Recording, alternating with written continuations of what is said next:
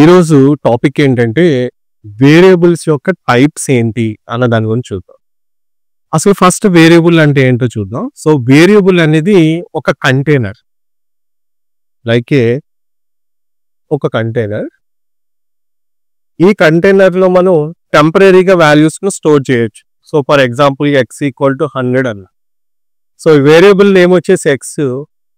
ఈ కంటైనర్ లో మనం 100 అనే వాల్యూని, సింగిల్ వాల్యూని స్టోర్ చేయగలం. మరి ఎన్ని వేస్ లో వేరియబుల్ ని మనం డిఫైన్ చేయొచ్చు అంటే 2 వేస్ లో మనం డిఫైన్ చేయొచ్చు. ఒకటి ఇన్స్టెన్స్, సెకండ్ స్టాటిక్ వేరియబుల్స్.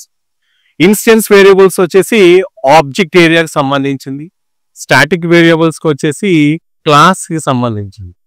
ఇదే వేరియబుల్ ని మనం 2 ఏరియాస్ లో మనం డిఫైన్ చేయొచ్చు. Instance variables every time memory space create అవుతూ ఉంటుంది ఎప్పుడైతే ఆబ్జెక్ట్ క్రియేట్ చేసామో. అదే స్టాటిక్ వేరియబుల్స్ ఓన్లీ వన్ టైమే మెమరీ స్పేస్ క్రియేట్ అవుతుంది ఎప్పుడైతే క్లాస్ లోడ్ అయ్యి.